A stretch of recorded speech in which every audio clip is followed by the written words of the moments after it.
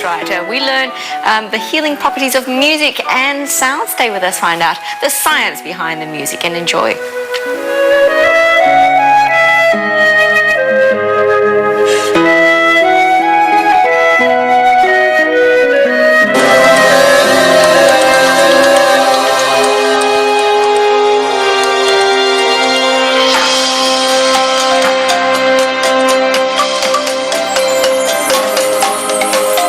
Not only physical illness, but also balance the emotions and quieten a busy mind. Yeah, that's why some cultures have used sound and music for calming and healing purposes for many centuries. Research has also shown that sound is heard not only through our ears, but through every cell in our body. Well, that prompted our next guest, Ingo Steinbach, to develop ways of improving our well-being through the power of sound. Well, 20 years on, today his method is said to help in issues ranging from sleep disorders to attention deficit disorder and self-esteem. He joins us now with more on the science behind this unique approach. Good morning, Ingo. Thank you so much for joining us. Well, thank you. Good morning. Now, firstly, how is sound connected with our brains and how does it affect our emotions? Well, that in fact is a long story. And if you want to develop a method, if you do some research, you need to look into the fact first, you need to analyze. Then you can look, is there any culture around who does not have sounds, who did not develop music? Well, the answer is a plain no. So we all are very closely connected to sounds. And if you want to, that's one part of the equation. The other part of the equation is, what are we, the human system, actually doing with those sounds? And that is in fact how it started for me, like years and years ago. It's like, wow, this is amazing. Then you look into the auditory system, and to start with, you realize it's so different than the other senses, than the 5 other senses, or the 4 other senses. The auditory system, just to give a couple of little cues, it has dedicated cells to differentiate the lower and the higher frequencies. Picture like a xylophone. And every little plate is responsible for a very narrow range. It has not only one row of those, but 4 of them responsible for different intensities, different volume. Right? So we are able to discriminate sounds really in all details. And then, of course, the question is, why is it like that? Well, if you look into that, and let's go back in history, well, there is a really concrete reason for that. Long before music has been around, long before we tried to express ourselves or compose as well music. And that's very plain and simple. It's survival. Picture, well, this building would be in front of a big road, and I get out, and suddenly I'm greeted by screaming brakes and a loud horn. So what am I doing now? You would be stressing out. I'm stressing out, but most likely I'm rushing away because I don't want to be overrun. Right? Yeah. Well, that is a very basic reflex.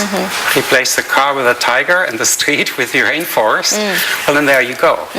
So the strongest is surviving. Right, okay. And that reflex is energizing. It's creating energy originally determined and meant for immediate survival.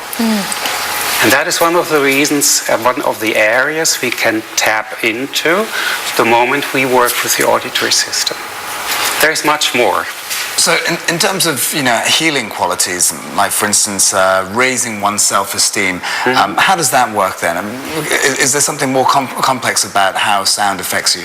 Yes, it is much more complex. See, we talked about one tiny bit, and I called it survival effect, and it's an essential element for the Jetlag project, but it's more. So if you just hear those music in the background, it's soothing. Yeah, so we're hearing some music here at the moment, and it actually has a soothing effect on you, does it? Yes.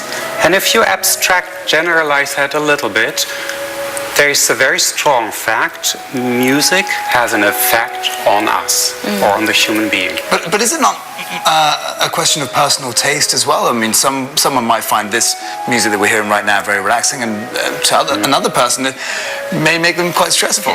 Well, that is a good point, and the answer is, with a smile, yes and no. If it kind of matches where I'm at, it's very soothing. If I'm all active and over the place, and then I'm realizing, this is so calm, go away, I can't handle it. Okay. So it's a personal match, but also a general match. Okay, so you're saying that this kind of therapy is not suited to everyone, or can it? Or are there people that might not appreciate this kind of therapy? Right. You know, the key element is individualization. Meaning, if it is going to be used in the area of therapy, special needs, one option. If it's going to be used in the area of, let's say, personal enhancement, think about the kids who want to be better in school, who want to like blink out, and parents who want to give them most of it. Or think about adults, manager, who basically need to get really fit for their job. It's all about individualization. It's all about a proper evaluation and assessment before. And that determines two things. One, what music, the sequence of the music. Right. And second, what does that person need? Okay. Is it low? Does it need activity? Is it high? Does it need calming down? For instance, this music that we're hearing now is a bit of classical music. What would that be good for? See, this, for example, is music that is fairly simple, has a fairly strong rhythm.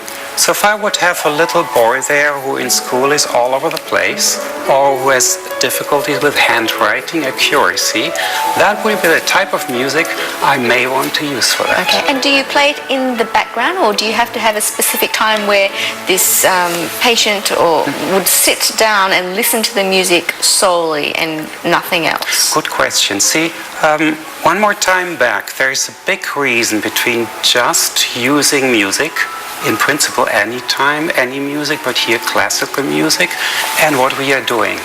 And the reason is that we modify music, we change it.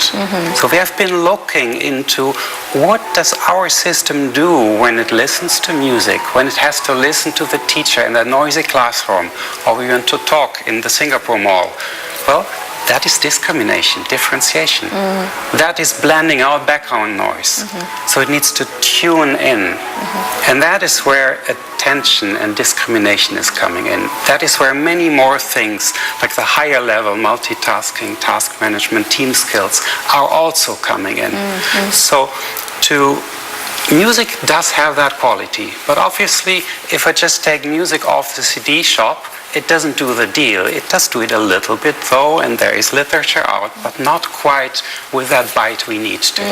So what we need to, very simple, put on a magnification glass. Right. We're actually able to change the structure of music, which is a very technical process. It's called spectral activation, to make it more powerful. Right, very interesting. And we haven't had time to touch on this, but also sounds of nature as well can have that same effect, can't they?